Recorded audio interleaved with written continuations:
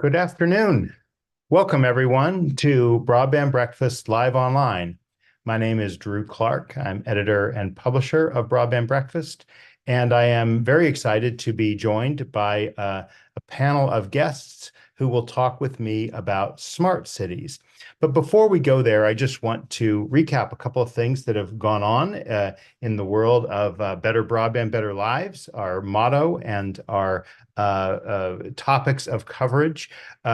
We help build community around high capacity broadband and the role and importance of it. And we've been doing a lot of very exciting partnerships recently with other entities that help advance better broadband, better lives. We just did an event.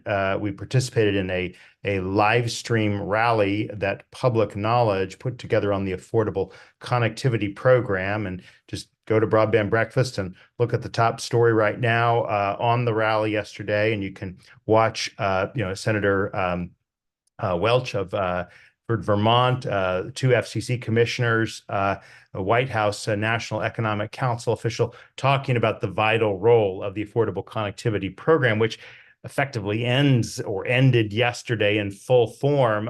There's still partial reimbursements, and there's lots of moving parts because Congress may well consider legislation. It's just this kind of a bit of a moving trains. Will they all align properly? So the ACP rally yesterday was designed to call attention to the issue and or encourage you to check that out, watch the video. The week before, we worked with Next Century Cities. Actually, sorry, 2 weeks before that with Next Century Cities at their bipartisan tech conference. And again, you can watch the videos of all these events by going to our event page for Broadband Breakfast Live Online. I'm just popping that in the chat so everyone has access to that.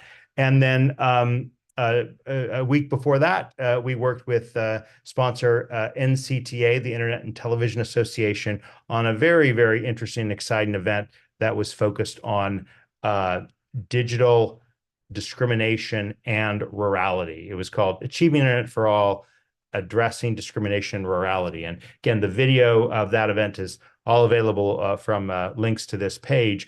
We are today embarking on a new series of Broadband Breakfast Live Online events. We do these every Wednesday at 12 noon Eastern Time. And these videos, I should say, are free, made available to everyone. We encourage everyone to attend Broadband Breakfast Live Online every week. But for the month of May and part of June, we're going to be focusing on smart cities, okay? That's a concept and with specific reference to particular topics. So for example, today, after a little introduction to smart cities, we're going to talk about smart cities in education. Next week, we're going to talk about smart cities and multiple dwelling units. The week after, smart cities and transportation. We'll also be talking about smart cities and spectrum, smart cities and digital inclusion, smart cities and healthcare, and maybe we'll add other topics to the mix, but that's what we've got on the agenda now, and very excited to be talking about it. And in conjunction with that, I should point out the recent report that we published for Broadband Breakfast Club members. As I hope you all know, we encourage all of the free members, free people who join the Broadband Breakfast community. We're grateful for each of you, but we also encourage you to consider joining the Broadband Breakfast Club, which is our premium service available for $99 a month or $590 for a year-long subscription. And not only do you get, of course, access to all of the free resources, but you have unlimited access because free membership allows you to see at least 13 stories a month, in addition to all of the free events, free Broadband Breakfast Live Online, our expert opinion pieces, but you can see an unlimited amount of news stories. And then these exclusive reports are available just for our Breakfast Club members. And we've just published this one. You can see the teaser to it on the page, but it's about smart cities and I guess it's titled The Smart City Blueprint for Urban Innovation. And we'll chat a little bit about that as we go along in this session. The other thing I want to make sure you all are familiar with before we turn to our panelists and talk about their particular take on smart cities, is we just want to emphasize that you know, if by joining as a free member of the Broadband Breakfast community, you can add comments to all of our events. So we have some questions that already have appeared on previous events, and we encourage you to engage with that. But these events, of course, are supported by sponsors of Broadband Breakfast, and we are very grateful to each of our sponsors. They include Utopia Fiber, Comcast, SmartWave Technologies, Ookla, Wesco, Tirana Networks, Coup Systems, the Institute for Local Self-Reliance's Community Broadband Networks Initiative, California Emerging Technology Fund, Broadband Toolkit, Google Fiber, Broadband Now, Michael Baker International, WISPA, the NCTA, and Network On. And actually going to do a very interesting event in association with Network On later in June. But stand by for more info on that. Last advertisement. For those of you who are in California or know people or care about the state, we're going to do a very exciting event called the California Broadband Summit in about a little over a month on June 5th. This is associated, or I should say, we're partnering with the Cal Matters news organization, which is based in Sacramento, and our conference will in fact be in Sacramento. We're also going to be live streaming it. More information will be available later, closer to the event. But for now, we encourage you to check out this page for the California Broadband Summit to learn more about the broadband moment in California. All right, let's go ahead and pull our speakers in. Today's topic is smart cities and education. But I hope that each of you and our audience as well will feel free to speak more broadly about it. Think of this as an introduction to the topic of smart cities. And as cities worldwide become smarter through connected infrastructure and data-driven innovation, we're going to really be excited to learn about the education sector and transformative change. High-capacity networks allow smart cities to leverage Internet of Things, sensors, remote learning platforms, augmented virtual reality, and how students engage continuously through smart city capacity. Equitable learning opportunities are part of the mix. And so in this session, we're going to be guided by our two Sherpas to this topic. They include Bill McGuire. He's the founder of Connected Communities, LLC. I've known Bill for many years, going back to the BTOP days. Bill, thanks for being with us.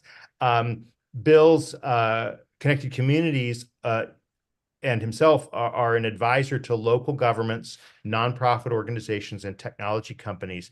Prior to founding Connected Communities, LLC, he was chief of staff for the BTOP program at the National Telecommunications and Information Administration. BTOP, I guess we don't use that word as much. Now we're all on BEAD, right? But BTOP was the old Broadband Technology Opportunity Program, actually built on a prior program, the Technology Opportunity Program at NTIA. And so there are still some people who know those words. But Bill, the BTOP program, of course, supported 100,000 fiber miles, connected 20,000 anchor institutions, including 10,000 K-12 schools.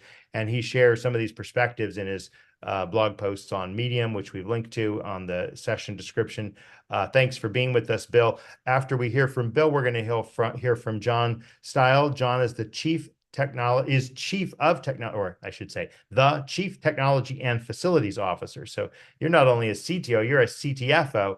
And that's for the Council Bluffs Community School District, obviously in Western Iowa. John's worked for the district for the past 20 years in a variety of capacities and is the chairperson of the Council Bluffs Wi-Fi Consortium. I look forward to learning more about what that does, John, this Wi-Fi Consortium. So with that, let's go ahead and turn it over to you, Bill, to set the stage for us on smart cities, as well as the role of smart cities in education. Hey, thank you so much, Drew. It's really a pleasure to have a chance to speak with you and join John and speak with your audience. So you gave me a very kind introduction. I am the founder of Connected Communities LLC, which I started in 2014 after I left government service. And the goal behind Connected Communities LLC, was to provide kind of a catalyst to something in 2014, which is sort of a new concept, this concept of smart cities, and sort of evolved in its nomenclature to smart connected communities. And I think today we're going to spend a little bit of time talking about smart campuses. Starting in 2017 and finishing up, right right around, the global pandemic, I ran a series of training sessions focused on building capacity within local government leaders. And more than 200 local government leaders participated in my sort of Smart Cities 1.0 training. And there, one of the first questions we tackled, and I think it was one of the first questions you encouraged me to address, Drew, is what on earth is smart communities? What is smart cities?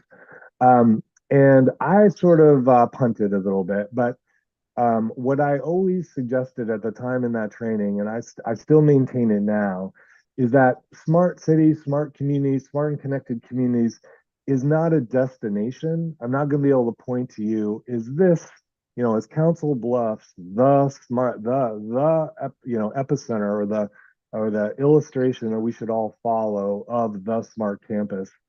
But instead, I would suggest it's a process or an approach. And unfortunately, that means that the carrot is always sort of dangling in front of the donkey, moving you forward to a smarter and smarter city or community or campus. I don't know if we ever get there, but we can definitely talk about those organizations and those communities that seem to be leading the way. Um, so if I could turn to sort of this question of a smart and connected campus, about 18 months ago, I published a post on Medium. Thank you for mentioning that. That's where I post a lot of my sort of musings on smart communities, where I did an interview with the CIO of Northern Arizona University. And I thought it was really instructive and illustrative of what a smart campus might look like.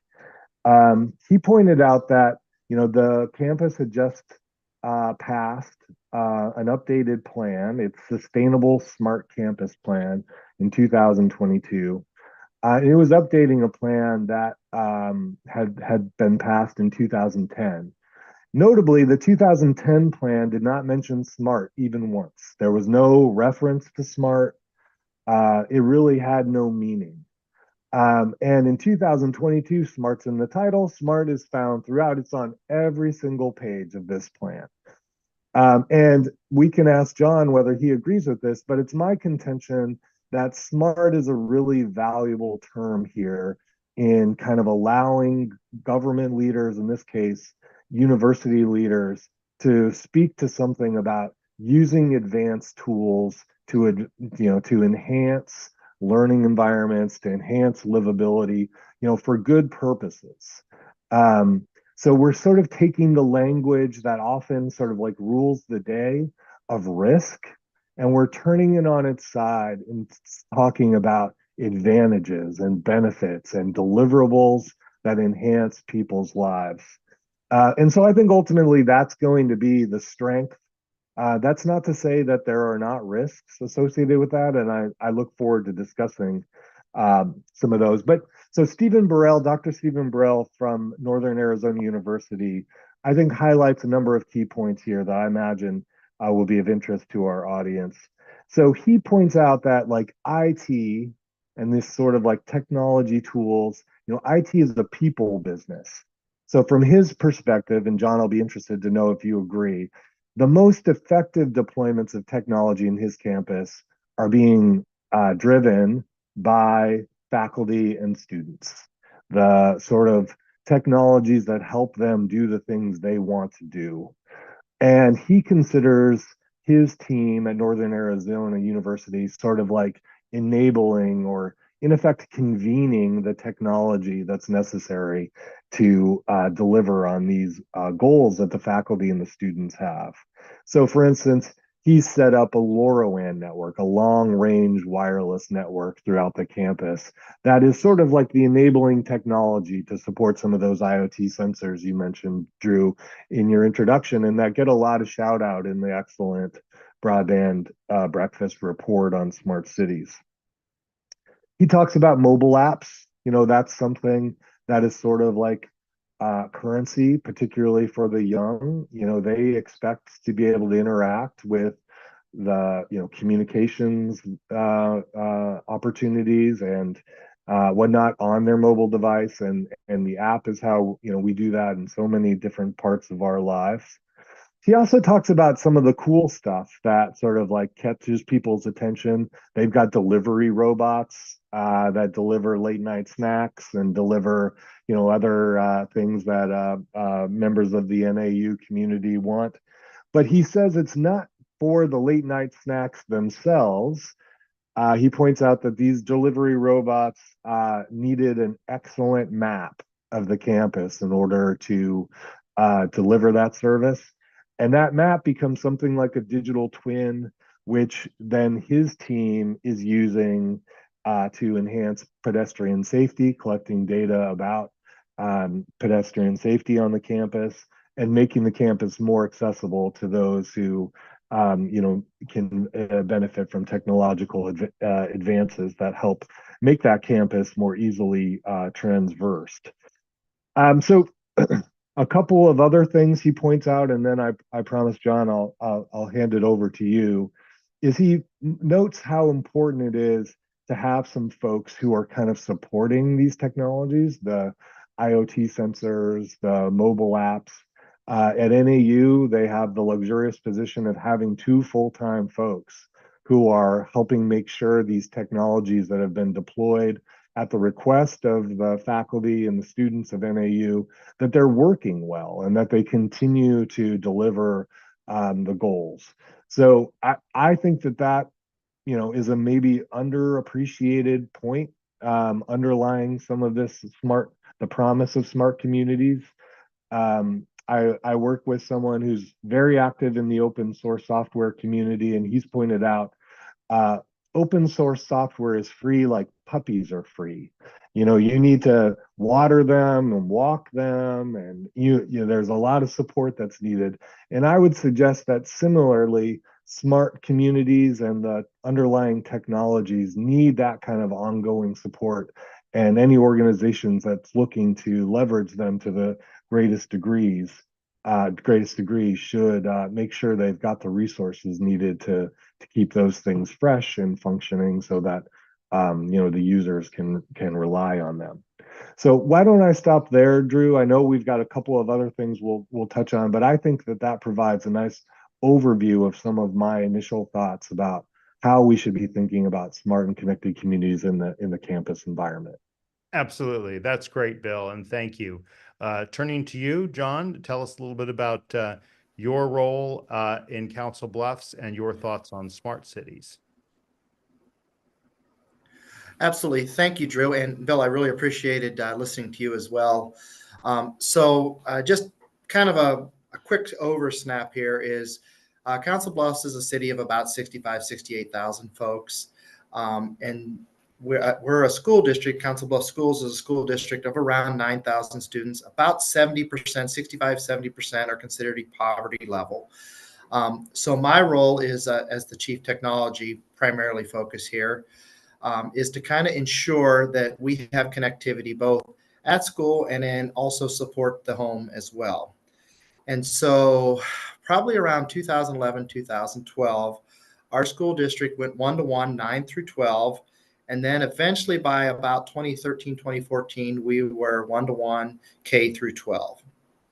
And Just we explain noticed what one-to-one means. It's a bit of a jargon term. It could be useful. Absolutely. One computing device for each student.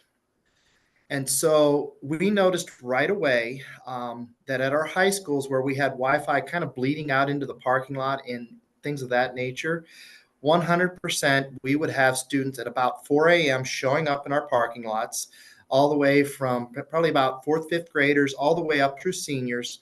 and they would be lining along the building and trying to get spots. This would happen till probably 9, 10 o'clock at night. Sometimes we'd be able to allow them to come in on the campus, but sometimes it just didn't work out. We didn't have custodians on site. And so we knew he had a bit of an issue. So we have students that want to connect, they want to do their homework. So around 2013, the Council Bluffs schools and the city of Council Bluffs kind of got together and started thinking through what are our resources that we share and how can we kind of address this growing trend in our community. And out of that was born the Wi-Fi Consortium. And its goal throughout our city is to provide connectivity where technically feasible and also financially feasible. So Council Bluffs primarily is a flat city, but we do have areas on the east end there's in the hills. And the Wi-Fi solution that we're utilizing doesn't do exactly well in those areas. However, fortunate for us, those were not high poverty areas. So we did about 1 to 2 phases a year before the pandemic. And when the pandemic hit, we were fairly prepared. But during the pandemic, we brought on the city of Carter Lake. And then we also, and I'll follow up that in just a second, but we did 2 other phases. So that allowed for about 85 to 90% of our district to be covered by this Wi-Fi. This Wi-Fi that we offer through the city and the district is a 10 up, 15 down megabit solution. And so our students actually come back through fiber to the school district through the Wi-Fi. The city, the residents of the city go to the city network. What resources were we able to utilize that really made this possible? The big thing is we have fiber to every traffic camera in our city. That was done early 2000s, and the city was able to acquire 1 to 2 pairs that we could backbone back to the city and or the school district. And so for short, it's known as B-Link in our community. Been a wonderful opportunity. Now the students actually connect to a different SSID that routes back to us. Is it being used? That's the question that goes in everybody's mind. Well, I can tell you for the first quarter of this year, the Council Bluffs School District students, we had about 6,000 students log on average. Daily average is well over 3,500, but we had over 6,000 unique entities. We had 8.2 terabit between January 1st through the end of March. So pretty amazing on that. For the city residents, they had, let me check my number here, 116 terabit of data transferred, and they had over 48,000 unique users. So definitely having use. Now, the next question I always get, so the students are connecting, what are they actually doing? Well, we did some research on that, and about 80% of that is directly related to the classroom. And yes, we have students that are getting on YouTube and they're just kind of enjoying the YouTube. That happens. But at the same time, they're doing their schoolwork. They're doing very well. Like I said, during the pandemic, this was amazing because for my district, I had to find 9 students a different type of connectivity. So remember, this is a district of 9,000 students, and I only had to find 9. So I said I'd come back to the Carter Lake situation. The city of Carter Lake was not part of the consortium. We saw that we had a high need. Council Bluffs Schools serves the city of Carter Lake with an elementary. So we took that city, and that city's roughly around 1,000 to 1,500 student or individuals. We were able to spin that up in about 2 months utilizing fiber and Wi-Fi. And we have seen an amazing amount of usage from that area because it's very high poverty. My district now has also included a neighboring district. And so that's Lewis Central School District. We brought their first phase up here about 6 months ago, and they have 555 students in this area we brought up. Over 500 are connecting daily. Once again, the use is there, and I really appreciate, Bill, when you were talking about that. How does this happen? How does the school district and the cities take on this risk? Well, we've done it as a partnership. So we were able to, and it really was technicians all the way up through city mayors and superintendents talking and really sitting down and saying not what we can't do, but what can we do? Because I have a feeling that all of you are kind of wondering, all right, what about E-rate? Are you an E-rate school? Yes, we are. We do not provide internet to the city individuals. We only provide it to our students. We do not pay for any fiber through E-rate operations. So that's kind of one of those things. And how, like, when I heard Bill say smart city, I don't really consider our city a smart city. I just feel like we're utilizing technology, because a smart city, in my mind, is continually growing. It's continually changing. Like right now, we're a Chromebook district. Does that mean we will always be a Chromebook? Does that make you a smart city if you have a Chromebook? Absolutely not. It just happened to be the right tool for us. Trying to think. Let me go ahead and jump in here. We certainly will continue this discussion, but I want to share an additional thought. I suspect you worked with SmartWave Technologies on this effort, and we actually just a few weeks ago conducted a special webinar with SmartWave. It was titled Public-Private Broadband Partnerships, but it really was about smart cities in a way, reimagining cities and focusing quite a bit on digital equity and the role of smart cities and wireless component of smart cities in making sure that digital equity is underscored. And I just put the link of that, the link to that in the chat window for people who might want to watch that webinar a few weeks ago. And just a reminder to all those who are watching, whether on Zoom or the other channels, we do stream this through LinkedIn and X and Facebook and YouTube, to please put your questions in the Q&A tab. It's just going to be easier for us to find them, others to upvote them. Obviously, those on other platforms can't do that, but I'll put those into the discussion. We've had a couple quick questions here. Let me just go ahead and tackle them to. Well, actually, I apologize. I said to Bill we would give you a chance to respond, and then we'll go to questions. So, Bill, go ahead and give us a couple more minutes here. Yeah, thanks, Drew. I mean, I guess I just wanted to make sure I could offer a perspective that maybe John won't say about himself, and that is, what we just heard from John suggests, like, it takes a village, of course. It takes the technicians, it takes the city mayor, but it takes somebody who's sitting in John's chair as the champion to sort of, be the general contractor for this kind of project. And from where I sit and from the conversations I've had over the last 10 years, this is really hard work. And it's usually like an additional hat that someone is electing to put on, even though they're wearing 3 or 4 hats. I suspect that describes you, John. You're wearing plenty of hats even before you took on this challenge.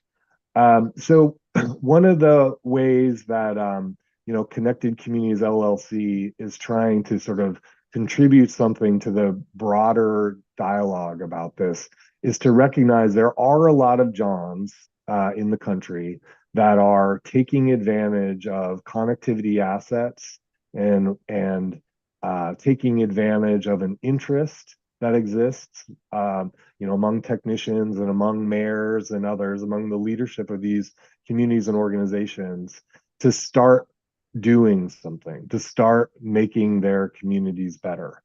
And for this community, Drew, that you convene, that is really focused on broadband, let me say, I certainly recognize there are areas of this country that need more broadband, but I would like us to also highlight that there are areas of this country that are using the assets that are available and starting to deliver applications and services on top in a way that's meaningful. I think we should be having both of those conversations about how we get the broadband availability we all want, but also how we start to support these kinds of broadband enabled services like the one we're hearing about from John.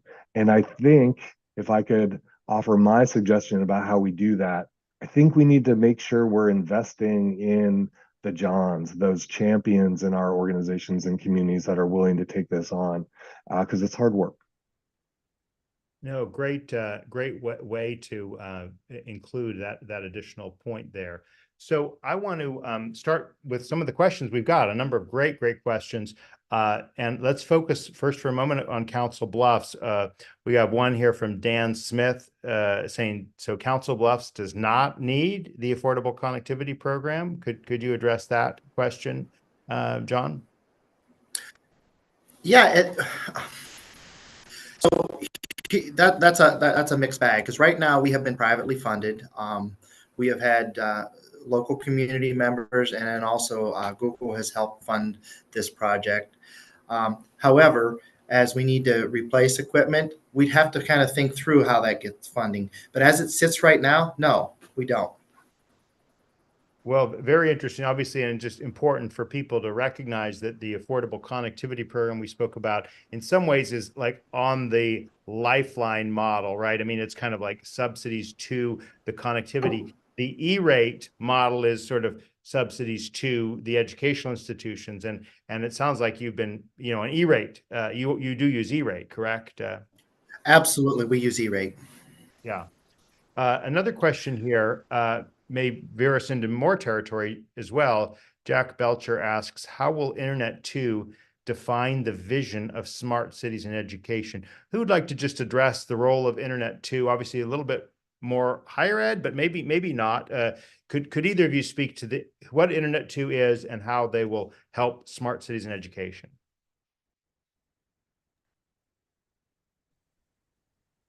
Well, John, I could start.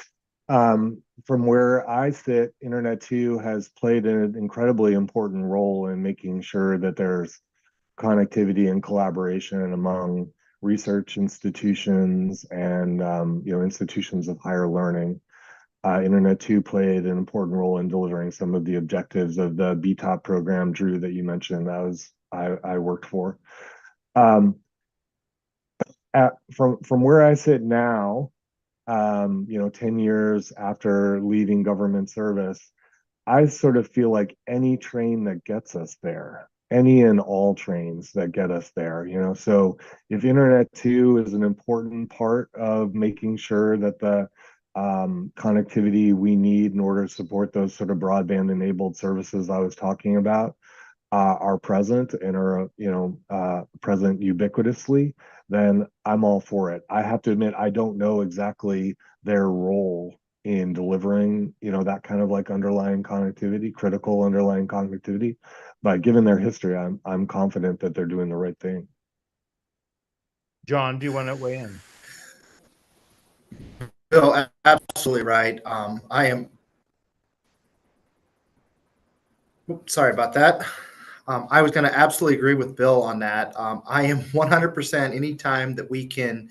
My understanding of the Internet 2 is kind of pulling in the higher institutes and like with high schools and all of us kind of sharing so we can connect seamlessly on each of those campuses, in addition to a few other things.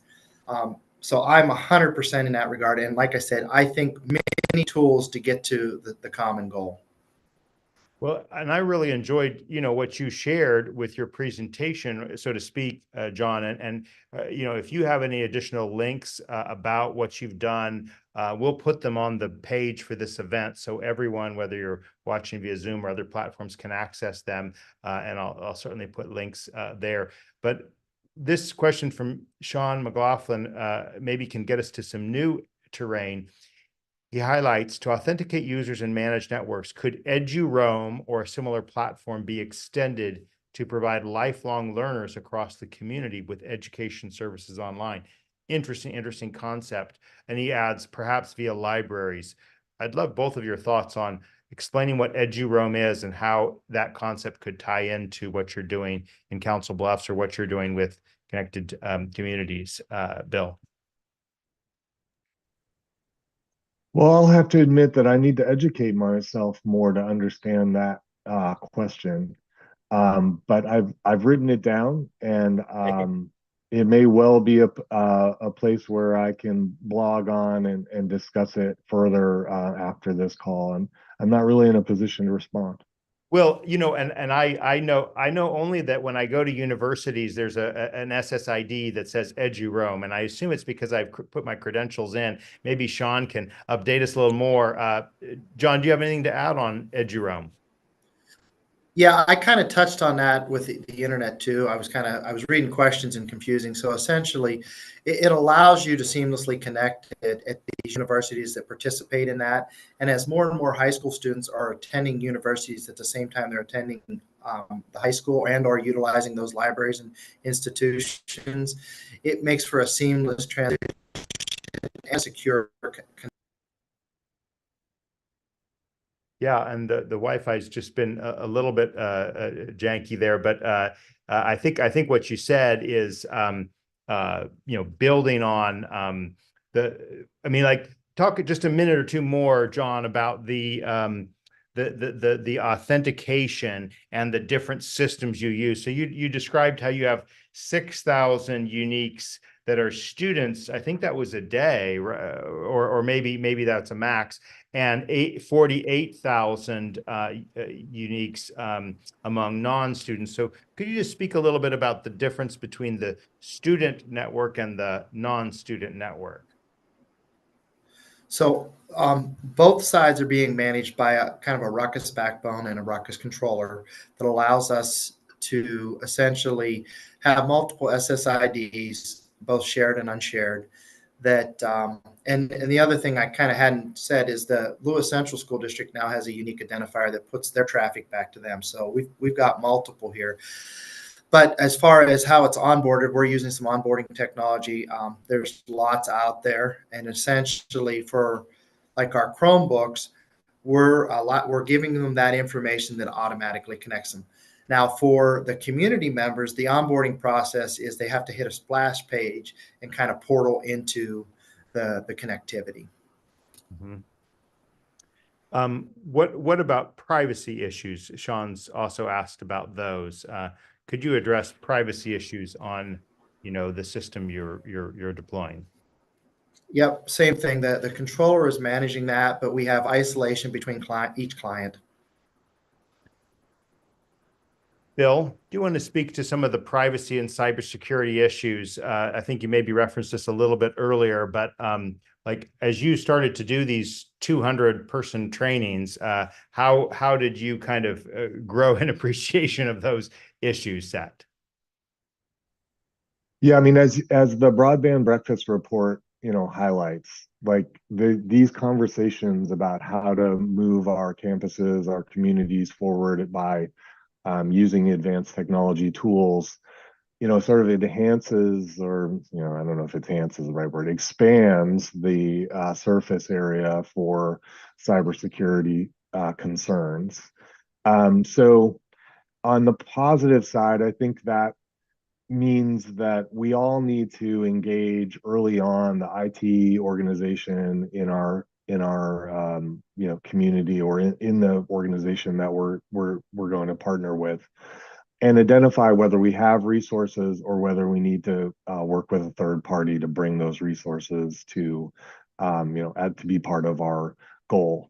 On the privacy side, I think over the last 10 years, and Drew, you've done a great job of reporting on this, like, we've seen some organizations and cities that have deployed smart city solutions with great fanfare have to roll some of these things back because there just wasn't the community engagement necessary, and there became concerns about privacy. I will say there's also some very amazing and persuasive examples of where technologies that might not ever work in a community like Seattle are finding that there's a lot of community support in New Orleans. So it might be that we don't look to a universal privacy standard, and that we might need to be more comfortable looking at some of these things community by community, which only adds to the complexity of this thing, that we can't sort of identify one standard that's going to apply and be supported by every community. So it sort of comes back to me to this, making sure that the champions we have, the Johns in this case of the world, have the resources they need and kind of understand the examples that are available across the country.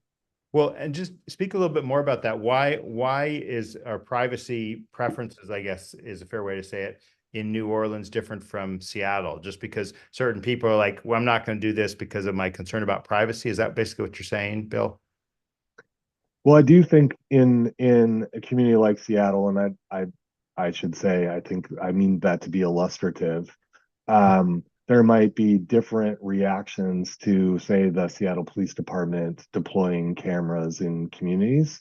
And in New Orleans, we see, if anyone who visits there, you see the blue lights bringing attention to the fact that there are cameras being deployed by the New Orleans Police Department in communities. And my understanding, I'm happy to be instructed differently, but my understanding is there's really a lot of support for that in the city of New Orleans. We have a good question here from Ron Suarez. What are good ways to get communities to realize the ROI, the return on investment that results from investing in smart cities? And again, any references or materials that either of you have, we can either put the links in now and post on live later. But how to communicate ROI from smart cities? John, Bill?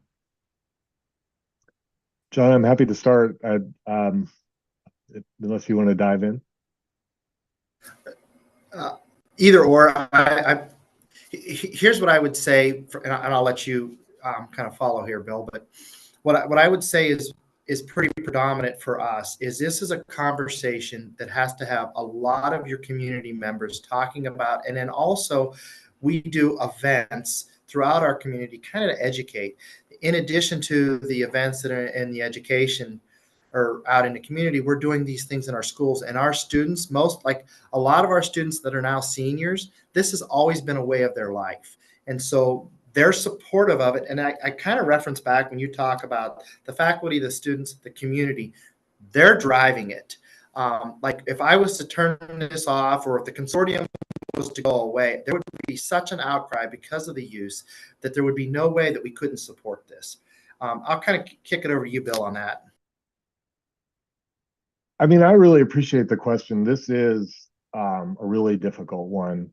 I've in my recent, sort of interactions with local government leaders, have been looking at suburban and smaller communities, and the art of the possible there, and how some of the communities that seem to be leading the way are justifying their investments of time and money. So I had a conversation recently with the leadership of the city of Doral, Florida's Smart Community Initiative. And a key measure for them is the number of businesses per 100,000 residents. So in Doral, Florida, which is one of 35 communities in Miami-Dade County, Florida, they have 14,000 businesses per 100,000 residents, which has them sort of comparing favorably to Los Angeles, to London, to Amsterdam, to some large, international capitals. And it's a point of pride for them. And when I ask their smart community leadership about that, they have no doubt about it. That the investments they've made in being responsive and making the permitting process completely transparent and taking advantage of advanced tools. They highlight, if anyone wants to visit the Doral, Florida website, smart cities is like right up there as the very top thing that they want you to know about Doral. So it favors or it compares very favorably against even the other sort of wealthy communities in the Miami County area. So maybe economic development is part of the message we want to make for how a community supports, and sort of generates an ROI for these sorts of investments. Awesome. Another good question from Daniel Sullivan here. He says he represents a nonprofit that has built fiber to every home network in 6 towns in down East Maine, and he's got a link there, which again we can post on this page here, Daniel. He's very interested in this smart city concept, and he wants to appreciate any links to better understand. So maybe let's use this to talk about maybe building a little bit on what you just said, Bill. You know, are smart cities kind of the thing, and this maybe harkens back to what you said at the beginning. Are they a prerequisite, or are they, you know, the way we get there to other benefits in education, healthcare, et cetera? Any additional thoughts on maybe the role that the smart city infrastructure plays vis-a-vis fiber networks or wireless networks? John, I feel like I'm jumping in front of you, and you probably have more to say here. So I'll keep it very brief. I think there are some great organizations that you can look to here for resources. I'll highlight a past client of mine, usignite.org, that does a really nice job. I think, Drew, you mentioned Next Century Cities. Um, there's obviously vendors who have staked out how they can support smart and connected communities. Um, I really do, as I mentioned before, feel like um, it is a banner under which change makers can point to the positive elements of change. I think there was a time in local government in particular where that might have been harder to do, and that change really was seen as a matter of increased risk. So I think we should see it as a positive. It is a buzzword. I think, Drew, you've sort of asked a theoretical question that I think is very interesting about whether sort of like it's not as buzzy as it used to be. And I sort of agree with that. I think maybe some other buzzwords have overtaken it. And that's probably not the worst thing. But I do think it's still a useful banner under which, change can occur. I like to ask the sort of rhetorical question. I mean, no one wants to live in a dumb city. So maybe we can see that as a positive element, even though buzzwords are annoying. As a um as a term, John, how do you rate the value or distraction level of smart city for you, John? Go ahead. Um, so I think in as far as a terminology, I think it's a term or a concept that especially our city leaders and our city council, they can get behind, because there's been quite a bit of, like, if it's not a buzzword, there's been a lot out there about that, correct?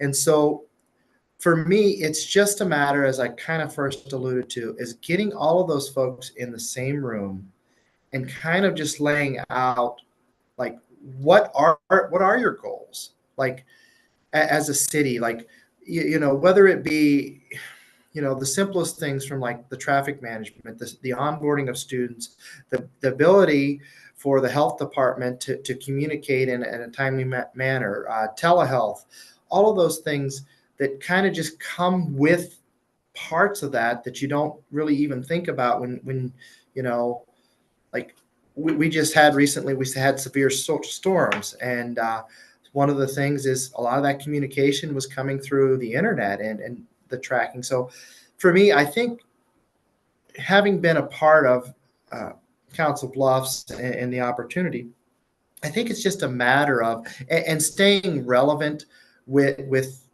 the individuals and those the stakeholders, providing those services and ensuring that it actually does do what you say it will do. Because the worst thing I've seen, I've had some friends that they roll something out, they either have to roll it back or it doesn't work very well. And Drew, you alluded to this earlier, but partnering with the right groups, SmartWave has been amazing for our district. And I'm not trying to throw a big plug out there, but their engineering group is amazing. And so from day one, when we rolled out, it worked and it was effective. And I think that's, if day one we'd have rolled out and it been okay, I don't think you garnish the support. And I don't think folks understand the possibility. Dan Sullivan asked a question earlier. He kind of said it had been answered, but I want to ask it for all of our audience and build on it. He says, has fiber been run to all the households in Council Bluffs, or is everyone connecting via Wi-Fi? And I think, the answer is that it is Wi-Fi, but speak about the role of fiber and the role of wireless in a smart city for you too, Bill, right? Because I think, and I wonder if this is part of the hype cycle, like we're in a wireless hype cycle, and then people talk about smart cities and they talk about 5G, and now maybe we're in a fiber hype cycle, right? And we're talking because the administration has put its thumb on the scale, fiber is preferred, right? And so that clearly, I mean, broadband breakfast readers will understand that fiber and wireless really go hand in hand. But speak a little bit more about this question of fiber and how that informs this Wi-Fi network that you've got in Council Bluffs, John. So without fiber, the network doesn't exist. You have to have a fiber backbone. You know, yes, we could deliver via Wi-Fi and do point-to-point Wi-Fi, but it would not be as robust. It would not be as reliable. At one time in phase one, we had a backbone of a point-to-point, and it worked, but it didn't work as well as when we were able to add the fiber backbone. So no, we do not have fiber to every home in the community. Again, it just works out. Our traffic cams have fiber and they kind of circle the city. And so we've been able to utilize that fiber network predominantly. And then on a few occasions, there's been some fiber on the school property that we were able to also for tiebacks and stuff, we were able to tie that into main closets. Bill. Well, Drew, you mentioned that the cable industry supports this initiative. I'll just say that when I was working at NTIA, I really thought that fiber was the only technology that we could count on to deliver what we needed. And at the time when I met with the cable industry representatives, they were telling me we're doing amazing things with coax. And I think they proved to be right. They are doing amazing things with coax. So I don't know if that question was about fiber versus coax, and I think the cable folks say there's plenty of fiber in their networks. But I will add my own view, which is probably not surprising given what I've already said today, and that is I'd love to expand the conversation in terms of the hype cycle to apps. Like what we need is the stuff that runs on top, the bits that run on top of the fiber or the coax or the wireless. We need interesting and meaningful services being delivered to residents. That's when it's going to start really mattering to folks. What are some baseline apps or infrastructure type apps, Bill, that others build on for smart cities? Well, I think later in this month you're talking about healthcare. There is an example that has me very excited about the future in Minnesota. So there is a benefit corporation that has built its model and raised venture funding around the idea of providing services directly for Medicaid recipients in Minnesota that are, it's not easy for them to get to the clinic or to, a doctor's appointment. And so those services are being provided over networks. And they, as part of the service, there's a large display, TV that the recipients get. And there is, a number of key pieces that, including like a coordinating healthcare provider who becomes a trusted asset to the recipient. But what I sort of acknowledge and kind of blew my mind, Drew, and since you followed this for a long time, maybe you'll be similarly surprised. Nowhere on their website do they mention this will be available when broadband is available. Like to them, in these counties in Minnesota, there are plenty of recipients who have enough broadband in order to provide this very specific and defined service using broadband that's available in those communities. And it's, I think, very, very exciting. Well, and I think, I can't remember whether you said this on the call, this presentation, John, or previously, but I think you mentioned something about 10 by 15 or 15 down, 10 up.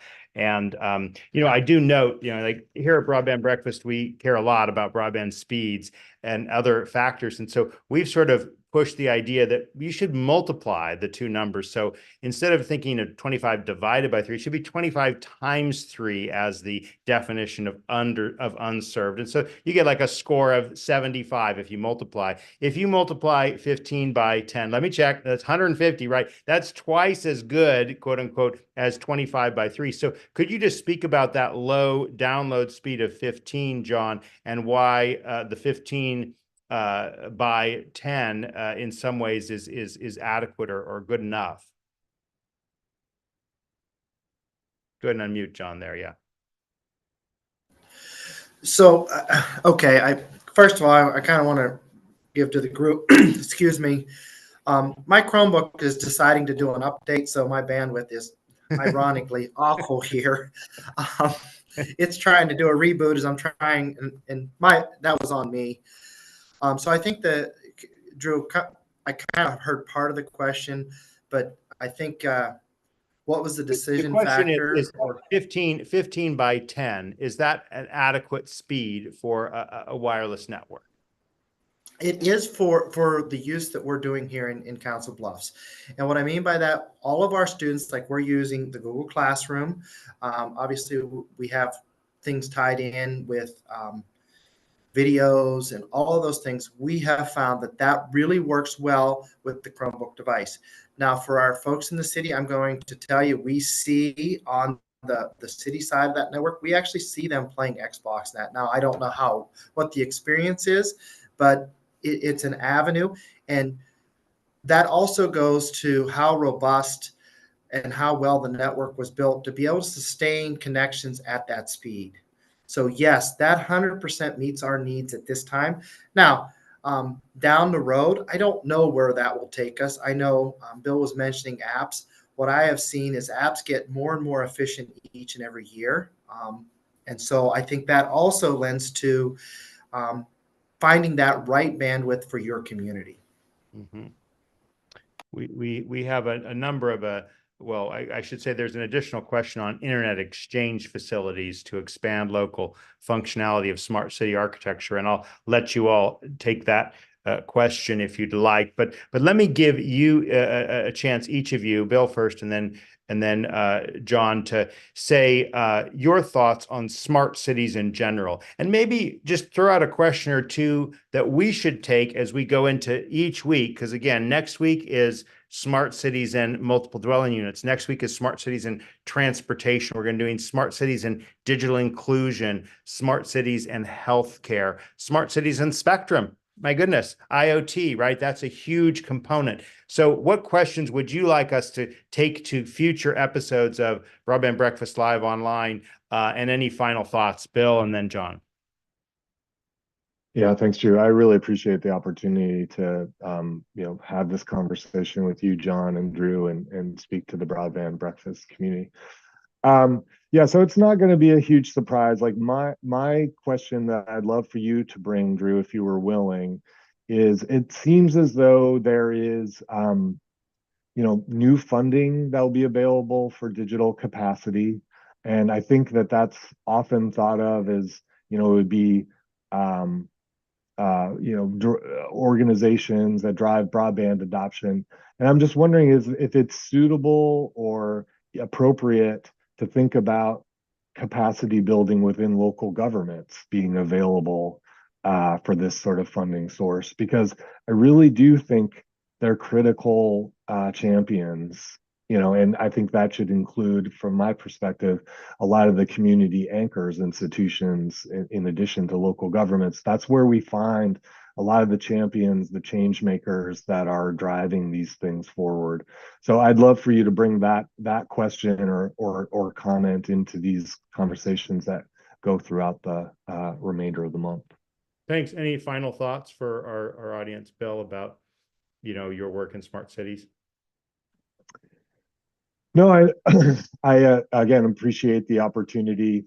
I think I would just leave it where I've left it. Thank you again, Drew. John, you get the last word here. Oh, perfect. Well, first and foremost, foremost, I do want to thank this community because this has been amazing for me to kind of think about it as well as kind of get the opportunity to talk to you. And I 100% agree with Bill on the question is how are the anchors in the community advocating and tying all of these resources and availability, because that's one of the things that I think sometimes happens as I talk to folks is it seems like we segment off and each institution is trying to do its own thing, whether it be the education institution, whether it be the city, whether it be a one or more of the anchors, and just getting those all to talk. And why haven't they done so as of yet? And some communities have, but it doesn't always feel so. That's my question: is why isn't there more discussion, and why aren't the anchors out there being utilized? Right. That's awesome. Go ahead. You were going to say one more thing? No, I just, as far as the smart city concept, I think that in order for that city to grow and to be where our students are right now, when they go to a city, they're expecting the cities of the future to be, for say, the smart city. They're not expecting anything less.